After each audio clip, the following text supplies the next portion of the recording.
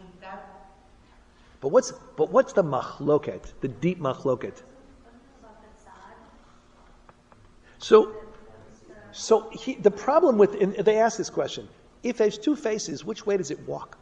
And so what are they asking? Actually, there's conflict already inside the creature, right? Already there's this tension inside this human that's two-faced. And the rabbis say, well, the male face led. Already. So, but by the way, is this about the human? No. Of course. If we're talking about Tzelem Elohim and we're having these fantastical pictures, what are we really talking about? God. So in other words, is God beyond gender, a mix of all, and therefore has no one gender, but then gender needs, in that androgynous picture, gender needs to be invented to separate the human beings? Or is gender already inside the divine, and just like it's inside this roly-poly, and just we need just to saw them apart so that they can actually face each other and engage. But you understand, so what's exciting about this is the gendered portrayal it gives to God. God is either beyond gender, or if you read Zohar, enmeshed in gender. Like God's male and female sides are always in union and Sometimes discord. And sometimes discord, right? Right? She's fooling around with the Sitra Achra and then comes back to him. And, it's like, right? All kinds of stuff going on. And that is inside of the divinity. Or is the divinity beyond gender? And you can imagine that the beyond gender frame is going to be more comfortable if you're a gay person, a queer person reading the text. But I think it's really both are quite interesting, just in terms of how is gender and it's in the union of male-female, how is it understood? And in one circumstance, it's understood as giving a space for the conflict already inside the divine to have loving and useful resolution, ezer kenegdo, or it's about the invention of gender to solve problems of loneliness. But I raise this because these are great texts for heterosexual couples in particular, but any couple to engage with, both in struggle and I think, in incredible beauty about how the love of two people is bigger than them. And there is something much larger going on. And I think on some level, we know this instinctively. And this is one of, I'm so glad Lisa's here, because I tended to struggle inside a gay identity that sometimes is, I have to be honest, is troubling to me. Troubling to me because I see myself in Jewish culture as disabled, overcoming disability. And I know that members of the gay community do not find that a comfortable portrayal. And so it's good for me to have a check for someone who may not, I don't know if you do, but I may not feel that way. So I do sense that there's Jewish culture is so much about this beautiful simplicity of gender coming together. And I appreciate it and recognize that being gay is a disability in light of it, and one has to figure out how to manage that disability and engage it. So feel free to challenge me at any time. Well, I'd just like to say that I could see how you see it as a disability.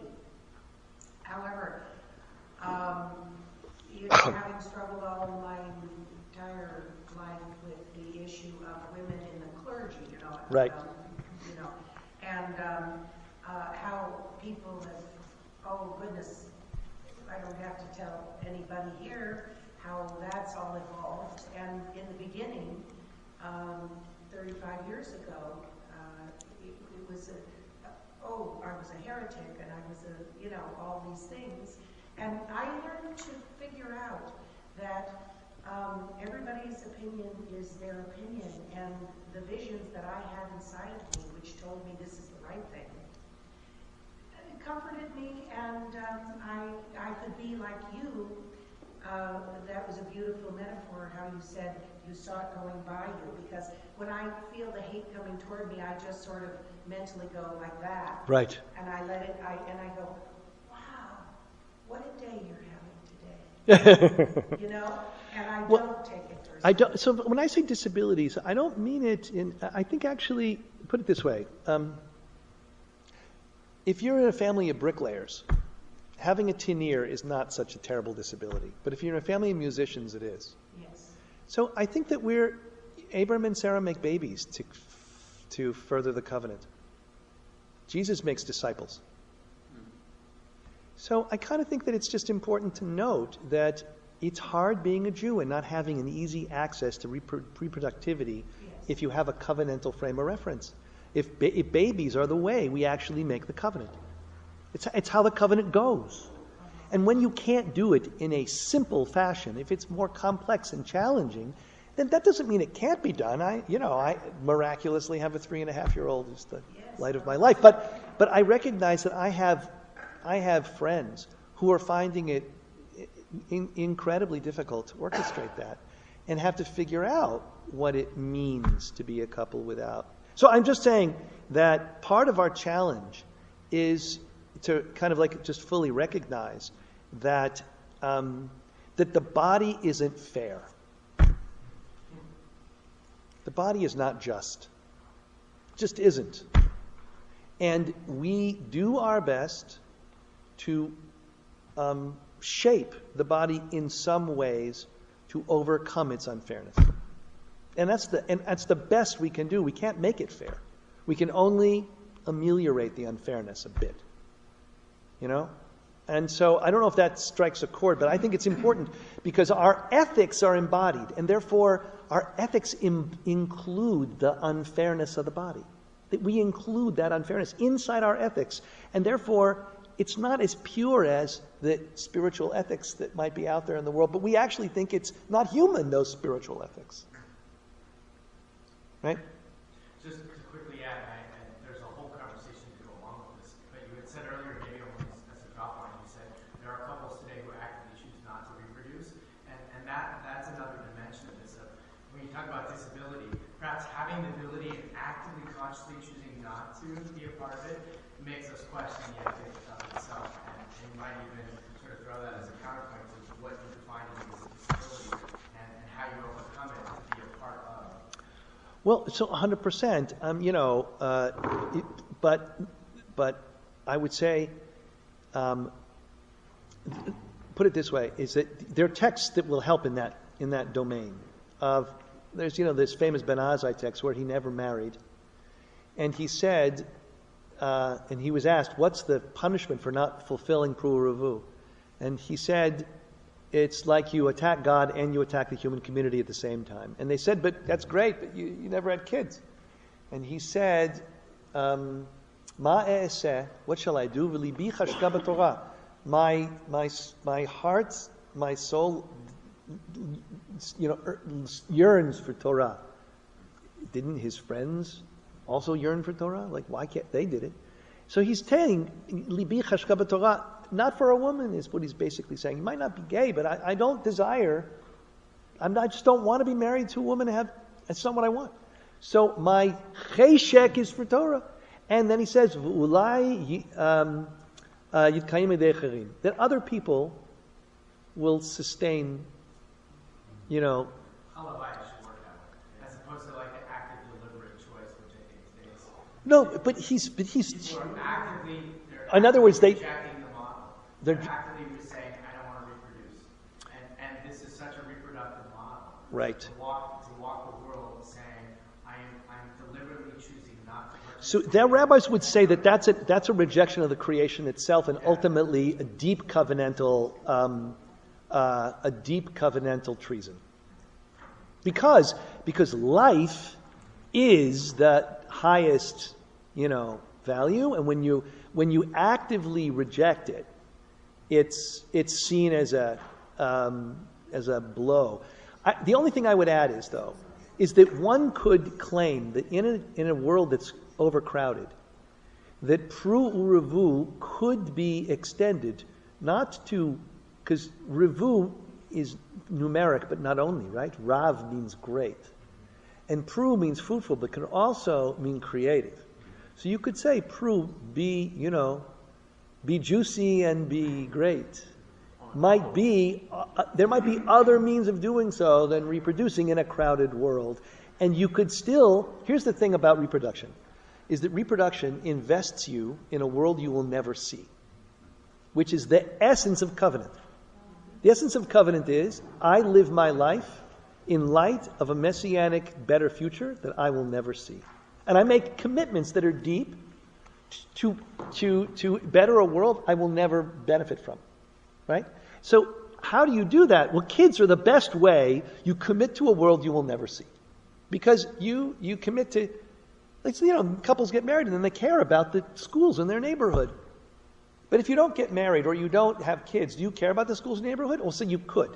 But you'd have to actually construct a normative frame for caring about a future you will never see, and that would have to be a piece of the. If you said that, that's what I'm doing. Here's my evidence of I'm actually, poreh ravet in this way. Yeah, yes.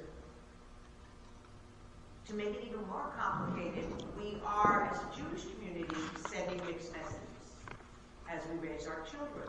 So I would like to ask the rabbis just to think around the room, how many 20-somethings do you marry, how many 30-somethings do you marry? And most of the people that we marry now are in their late 30s. 35 is the average age range, 32, 35.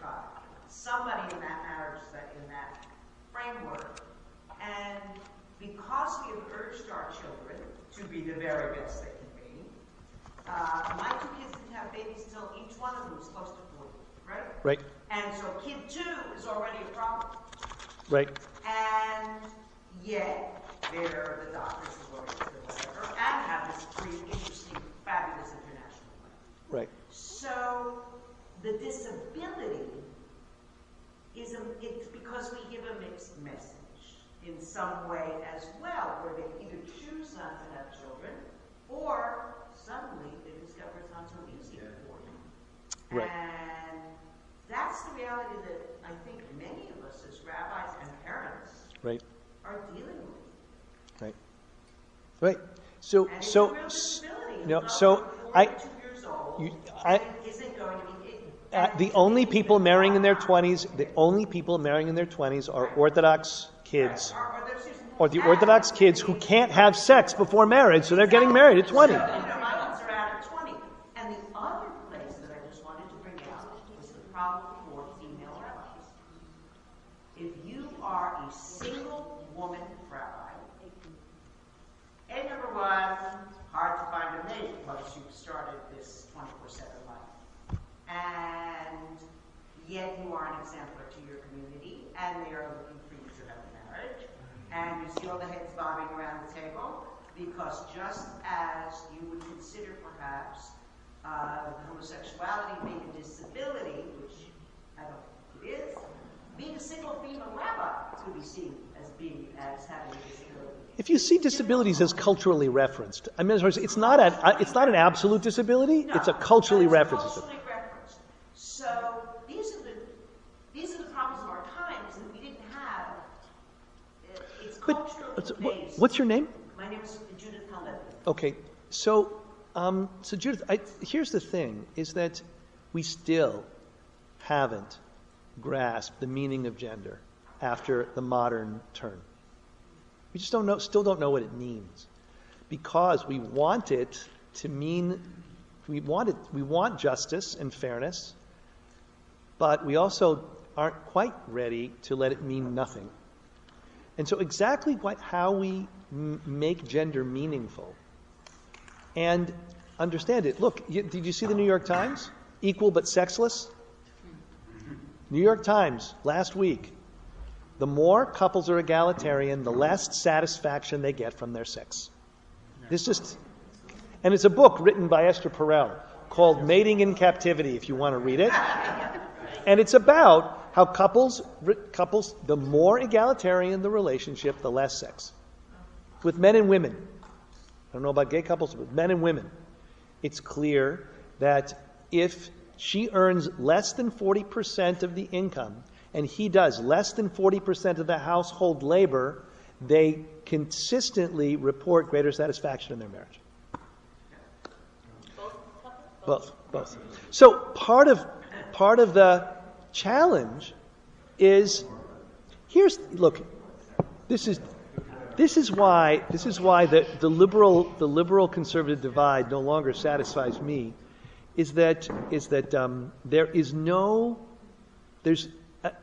No matter what position you take, there are prices to pay. That's all. It's like as long as we all get that, then I think it's like we can actually be a little bit more thoughtful in our engaging with our people. I want to do a couple more sources before we move on to the kind of marriage ceremonies that I was thinking about. But any other comments before we move on? Yeah, please. Can you just revisit for me that the body is unfair? What did you mean? 11 to the whole. I thought we have till 12. I just love 20 to 12. Oh my gosh. Forget my question. No, but I just want to respond real quickly. So okay. So I was told, by the way, we could go a little late, but we don't have to. But I just wanted to say, here's the thing: is that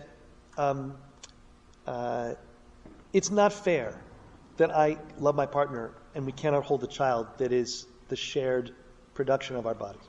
It is not fair as a male that I can't carry a child. It is not fair that a woman who wants a career has to stop it almost inevitably to bear and nurse a child if she wants to do that. It is not fair that a woman is plagued with hormones that sometimes makes her, upset, right? It is not fair. It is not fair that men don't understand that hormonal hurricane. It's like, in other words, gender is here's the thing, is that let me put it to you another way, is that the body always conditions morality in ways that are troubling. Are we more obligated to our children than we are to any human being? Is that fair? It's human. It's just human. The proximity of our bodies makes a difference. If you see a child 100 feet away playing on a train tracks, you're more obligated to run than if it's 1,000 feet away or 2,000 feet away. In other words, our bodies matter when it comes to affecting moral behavior, because it's just the human, it can't escape from that challenge. And so it complicates things, and therefore that complication is sacred. It's what our people are desperate for, a moral theory that does not submit to the body, but takes it into consideration in deep ways. Yeah? I want to ask, you've spoken a lot about the body, about relationships. Where does foster parenting or adoption enter into this for you? It would take us far afield, but, so I think that's a really important sub-question. If it's for another time. It is for another time. The only reason I say that is because I think that one of the things we need to do is figure out what would adoption mean if we truly as a community adopted the idea that the most important piece of parenthood is taking care of a child, whether it's yours or not, and that the lineality actually is really totally immaterial. And what does that, how does that play out, and where is that needed, and what does it mean? So it's a very important question. In my community, particularly for men, adoption will be almost necessary, as is with lesbian couples in which one side or the other may or may not be genetically related to a child. We'll have to do co-parent adoption. And some people will feel that that adoption is the best way for them to move forward. And how do we manage the mourning that goes with that and the discovery that goes with that? So it's a bigger conversation, but there's something about adoption that feels like it needs to be addressed in Jewish terms that hasn't yet been done very well. I want to turn. I always feel like the materials that you have here will be useful for your curriculum when you do it someday.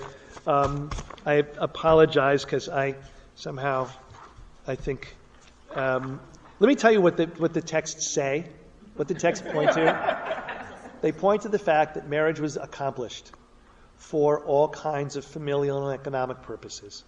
that bride price was paid because families wanted a certain connection to a particular bride, so that Eliezer shows up with a lot of money and resources in order to woo Rivka home, and that families or tribes attempted to intermarry with each other in order to create alliances. That Shem fell in love with the girl, but then encouraged his people to even commit to do circumcision, because that was the way that he'd get to keep the bride. And what does it mean to intermarry? It means that you share economic resources. You'll marry our daughters, we'll marry your sons.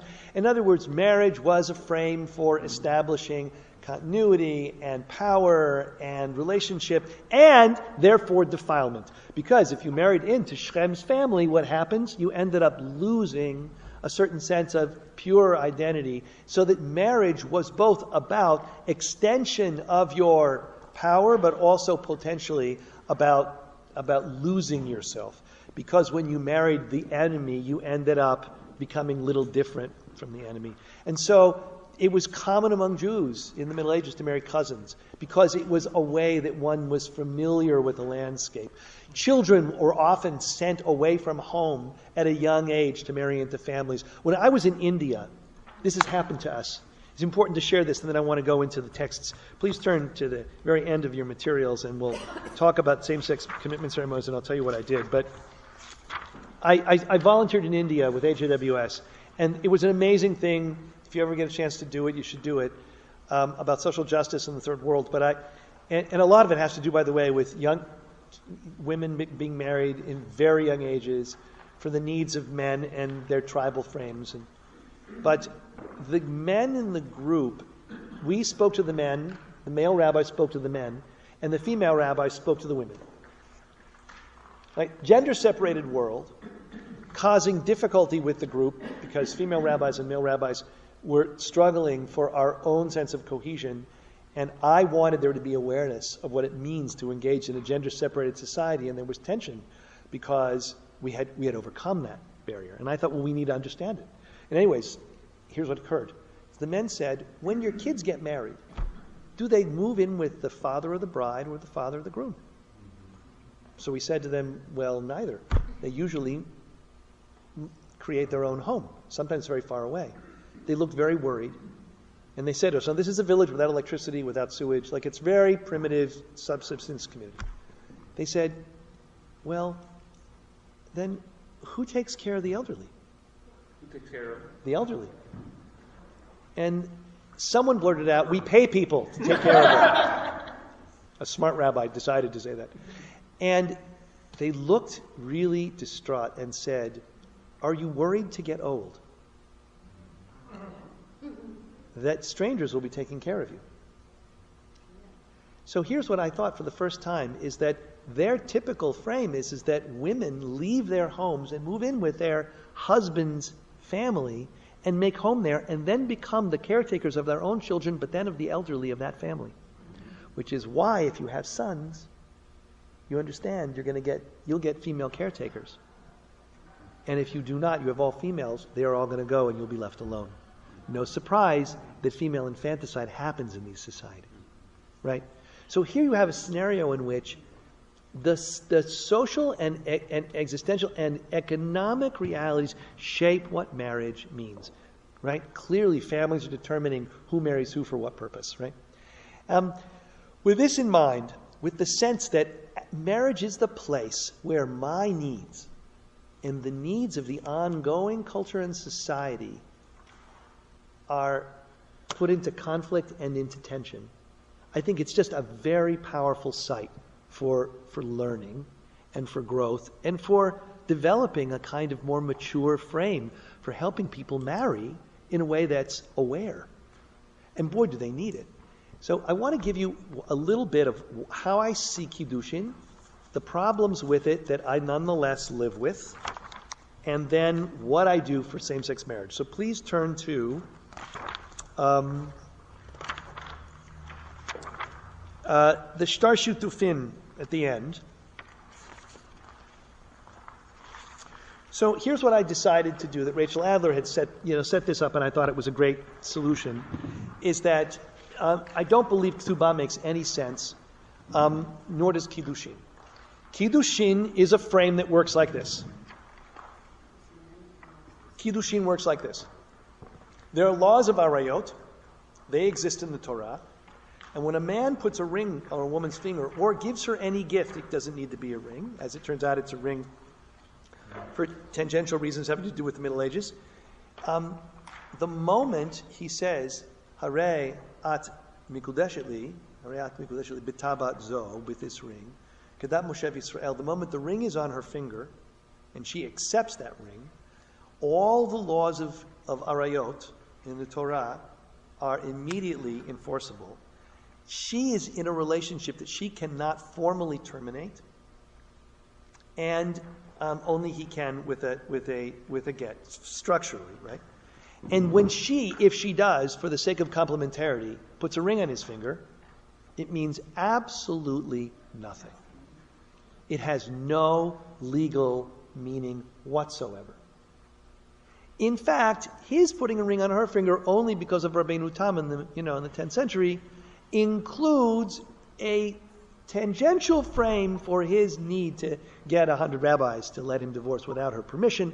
So there are limits, etc., as well as his inability to marry another woman formally. But structurally speaking, it's an affair that submits to the patriarchal frame, and we do as rabbis our best job at alleviating that appearance by dressing it up with some complementarity, which has no legal. The ketubah itself is a tool by which, it's a tool by which power was taken from men and given to the rabbinic community to limit the power of quick divorce from men. And therefore, the bride price, which men paid in rabbinic culture, was made very small with a ring, and the ketubah was the deferred bride price. So that instead of, if I had to earn a bride price to marry your daughter, I had to work for a long time. And I didn't have the money to do it. And therefore, people were getting married too late, and they wanted people to get married early because it led to, they thought, better marriages and less fooling around. And so what they did is they made the bride price largely deferred to divorce and death. And therefore, I had time to earn enough money to be able to pay the bride price over time. So it was a way to protect women from men quickly divorcing them and to keep marriages elongated for at least a few years. The guy couldn't divorce his wife until he at least had a number of years to earn the ketubah. So it was a protection, right? But in a contemporary frame, our divorce laws are so much more effective in accomplishing that protection than, so that it's an artifact, a sweet artifact, you might even say, of the rabbi's attempt to kind of make marriage less about male power. I do not use ketubah in same-sex marriage because I just don't think it's relevant. Moreover, it's not relevant to have this one-sided frame because there are no laws in arayot that I'm going to actually schlep down, from the Torah into this relationship to create commitment or loyalty or monogamy. So what I do is instead create what I call a shtar shutafim. And I use shutafim, the language, because I want it to sound like kiddushin, but it's different, in which they commit to a business partnership to create a shared household. And it's more than a business partnership because you can stipulate anything in shutafut, but I shape, as you see, a shtar shutafim, which describes what they're committing to each other in formal terms. I love that Rachel Adler's done this. What she misses, in my view, is two things. One is that there's no frame for exclusivity. I can make a business arrangement of shutafut with you and you and you and you and you, right? So how does it describe either longevity or exclusivity? And so I agree with them in this book that exclusivity and longevity are, as expectations, are important in marriage. As expectations. So what we decided to do was nidarim, and I want to show you. Turn the page back one page with the nidarim. So here are the nidarim that I've come to. By the way, you should know that I don't include Birkat Erusin in a gay wedding, because Birkat Erusin, depending on who you read, is either a Birkat Mitzvah, it could be that, like a Asher Kiddushanu, so it's the bracha you make before you get married, so the man makes it, or it could be a Birkat Shevach. Whatever it is, it was shaped as a way to make sure that during the period between the betrothal and the Nisuin, the couple didn't fool around. Asher asar lo ta'arusot, who prohibited us to those betrothed to us, v'hitir lanu, and permitted to us, adei chuppah v'kiddushin. So in other words, basically what's it saying? No fooling around until you get married. Right? The Erusin, as you all know, is about prohibiting everybody, like making the woman hekdesh. What's hekdesh? The temple owns it, no one can touch it. So the woman's sexual body is now off limits to the world. Nisuin makes it permissible to me. It's permissible to me as the male. So that's what Nisuin does. It takes the hekdesh. So in other words, the first hekdesh is really, it's a powerful moment of exclusivity. It shuts the world out. Nisuin opens it. Basically, it's a public ceremony where the man publicly claims, I am going to build a household with this woman. And therefore, that first encounter of public announcement, the banns as the medieval frame shaped them, that public announcement, key, and then taking the woman into the house, that's the chuppah. The chuppah was never a canopy in the original frame. It was the first home the groom kind of put together. He brings her to the house, and in that bringing the woman into the house, in the eyes of the public, that was the wedding. That was the wedding. And then the brachot were celebratory brachot, right? So that frame is lovely for a same-sex marriage, for an opposite-sex marriage. I want to say one thing about it, and then I want to tell you why I did what I did. Two things. How much, do I have 10 more minutes? Sure. Okay. So here's the thing. An opposite-sex marriage is incredible for me to do because of what I learned from Rav Shlomo Carlebach. Every opposite-sex marriage is the moment of the Garden of Eden and the moment of the restoration of Jerusalem all in one. It's the beginning and end of history, which is exactly what the Shiva Brachot are about. They're about Eden on one hand and about the restoration of Jerusalem on the other. Because every male and female under the chuppah, if we all would disappear, could start the entire project all over again. They are Adam and Eve. They are the explosive power of the human experiment happening again now. We are all the product of chuppot, where a sperm and an egg are somehow involved. We are all the product of that biological and ultimately intentional frame, and sometimes increasingly now not so intentional, like different intentional frame with gay couples. But my point is that every straight chuppah is a visual expression of that, like the creation story writ personal. And so Shlomo taught that this is a moment of tremulous, we witness creation when we witness a chuppah. The creation is Adam and Eve are in front of us. And the future of the restoration of the temple and the dancing in Jerusalem, of a rebuilt Jerusalem, is only possible when this happens. Because that's what creates the generativity for the future. That's those brachot. And to use those brachot for a gay couple is nuts for me. Because it's such a heterosexual story, and a beautiful one, and I love it. And I love celebrating it. But for me, I find those brachot confounding. Because I said before, a marriage is about what God is up to. What God is up to in a husband and a wife is it's over-determined. It's so clear. What is God up to in the love of two men is a separate question. What is the God up to in love to women is a separate question. And the answer cannot be the Garden of Eden and the restoration of Jerusalem. Not simply, anyway.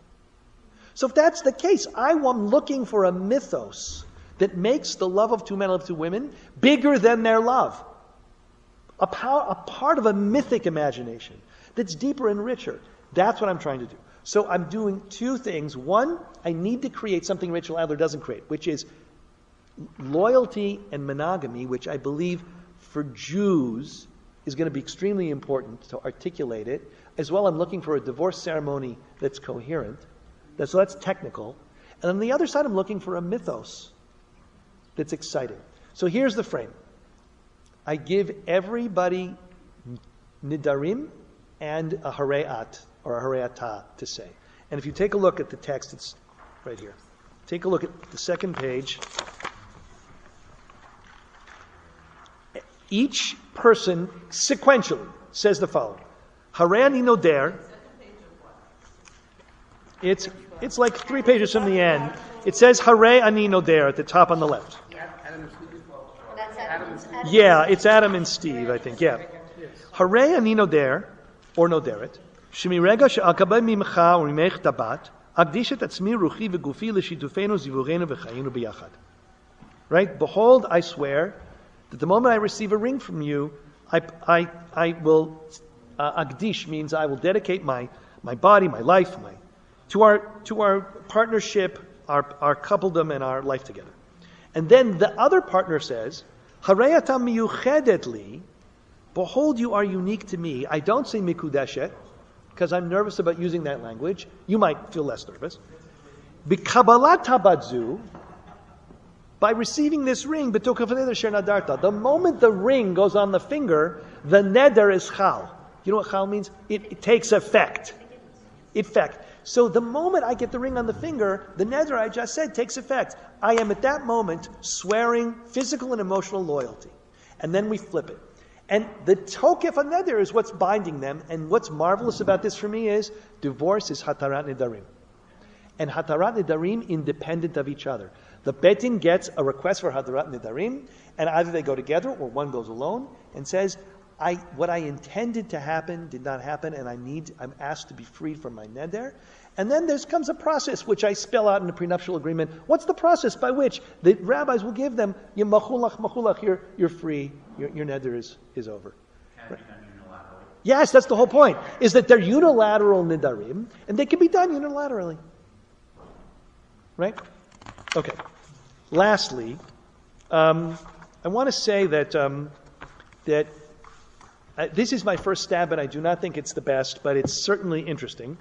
And that is the text I read to you about the moon and the sun. I love because Kiddush Livana is the story of the moon that was the equal size of the sun, and then the moon complained. You know this story.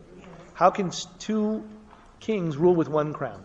And the answer to that was, so God diminished the moon.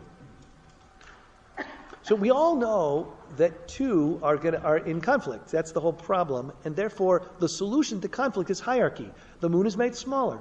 And then the moon complains, and God apologizes and ultimately brings a korban every month for the diminution of the moon. That's that midrash. Right? And then in the 1500s, the mystics in Safed started praying for the restoration of the moon to her former glory. The end of the diminution of the moon. And the hope of Shnei Melachim Mishtamshim B'Keter Echad, the possibility of a couple not using hierarchy as a solution to how two people can live together. So I basically see gay marriages as the first attempt at the end of hierarchy as a solution to the problems of two people living together, the conflicts of two. And that what a great contribution gay marriage is if we actually identify it as the beginning of the moon's restoration to her former glory. And what would it be like if we incorporated elements of Kiddush Levana into the wedding ceremony? Whether it's everyone going Aleichem Shalom, Shalom Aleichem, or saying the bracha, Baruch Atah Hashem Mechadesh Chadashim, who renews the moons or renews new things. So I love the image that gay couples are actually a piece of something that everybody needs to learn. Like we're the first out in the world having to figure out how two people who have no hierarchy to depend upon share egalitarian relationship and structure it in a way that's exciting and work through the problematics of that. And so that is my mythos. I haven't come up with anything better yet. I'm sure that there may be something out there. With that, we'll leave a few minutes before you all go to your next thing for thinking through any thoughts or responses. Sorry, how do you bring that ethos into the ceremony? So here's what I've done. Is sometimes I will do the ceremony and I'll ask them to see if we can do it during Kiddush Levana, so that we actually do Kiddush Levana as part of the ceremony, especially if it's outside. Sometimes I'll take the material without the bracha and Shem and Malchut, and I'll bring it into the ceremony and be able to talk about how what is. I asked the question, what's God up to in the love of two men, love of two women? And you could claim that God is up to things that everyone needs to learn. And that there's something about a kind of like, we're not ending gender, we're actually attempting to maybe heal it from a hierarchy that's embedded in it that needs healed. And that same-sex loving has the ability, our acknowledgement of its existence helps everybody move forward. We're not ending gender. And I hesitate to do that, even though there are some people in community who are genderqueer who insist upon ending gender. I'm struggling against not ending gender, but exactly how we deploy it so that it doesn't end up being equal to patriarchy. Like addressing gender isn't patriarchy, is actually the challenge of our moment. So with that, it's incredibly exciting for me to do this because I don't get feedback on these issues very much from colleagues. So yeah.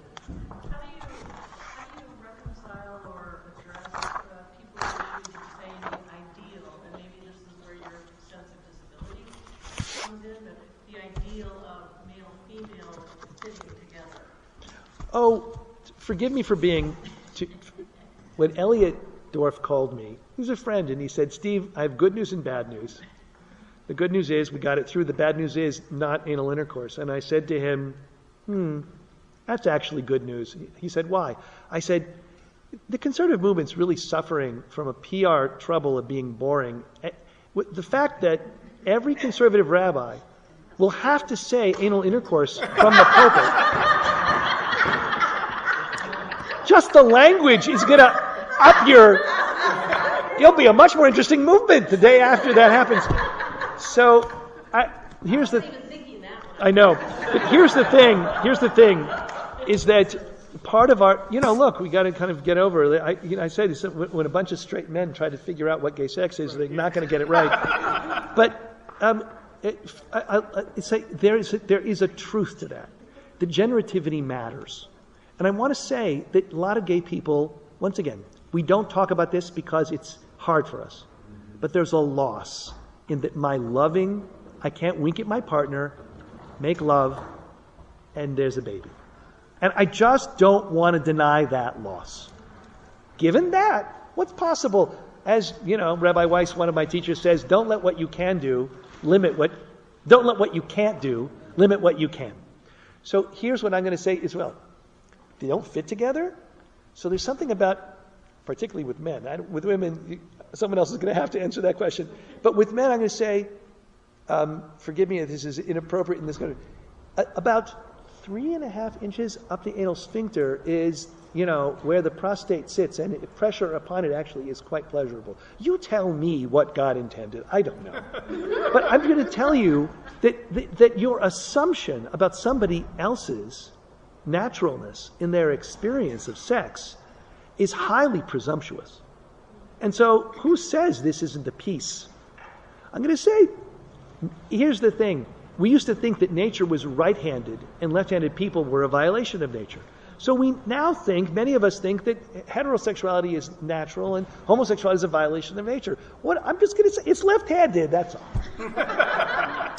Yes? If you go on a website like ketubah.com, yes, the traditional text is one of 15 options offered to you. Yes. Did you feel the need to change language from ketubah, which Shikafin is a key thing, rather than go to call it ketubah and use in other words, create kiddushin bet, which isn't kiddushin, which doesn't submit women to the servitude of kiddushin.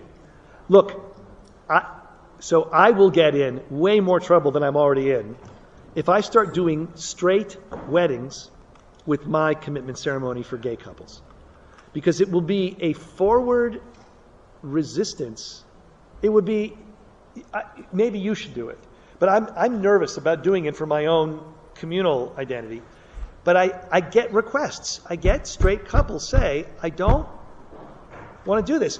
And I have Orthodox women who say to me, just 2 weeks ago, a woman said to me, Steve, how do you morally do Kiddushin? I said, what do you mean?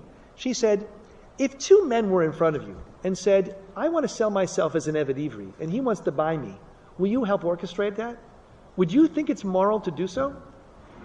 And I said, no. Then why are you doing Kiddushin? Because it's basically the same thing. So I said, I don't have a really good answer to that question. So I am right now, I'm still struggling because the gowns and the flowers and all that stuff is still beautiful and people really still love it for all kinds of interesting reasons that are much harder. I'm nervous about the patriarchy needs to be addressed, but claiming gender doesn't matter is not an effective solution in my view. And so figuring out how to make, put it this way, I was like, what does it mean that men deprived, this is what Esther Perel says, is that men who don't feel a little bit of aggression in the bedroom and women who don't feel a little bit taken in the bedroom suffer sexually. That's a very scary statement, but she says it. It's not rape women want, but it's ardor that resists that pushes against their no. And she says, I don't know how to say this in ways that no one wants to be raped, but women do want to be taken in ways, and men want to take. And that deep psychological reality is unfair and ultimately morally problematic and human. And so I just don't know how to solve that problem. And so, I don't know how to solve it listen, I'm trying to solve it for my people, but... Don't you think that kind of goes back and forth among the couple? I mean, I don't know. That's what Lilith said, right, in that story? Lilith said, do you know the story with Lilith, right? Yeah. And she said, I don't want to be beneath you. Yeah. That's the line, right? And what does that mean? Underneath you in bed. And so, but he says, but I have to be above you. And so her point was, we could be side to side. I could be on top sometimes. You could be on top sometimes. Can't we mix it up? And Adam says, no. So I don't know the answer to these questions. I'm just posing them, but I am actually struggling in this space where the body isn't just, and I don't want to be inhuman enough to ignore the body in the face of pressing toward absolute justice. But the claims of justice are too profound, and we have to hear them. So I'm telling you, I don't know, but I think actually that's what I'm saying to you. This is where our wisdom comes, not in knowing, but in opening up these categories for full explication. But it's like sexuality and gender are both on a sliding scale, Like you can be a male, but you can have ethnic qualities. You can have heterosexual sex, homosexual sex, you know what I mean? So the sexuality scale and the gender identification scale is It's true too. That's true too. There's more fluidity there than we can manage in this. Yes. Well, I thank you. I thank you for that.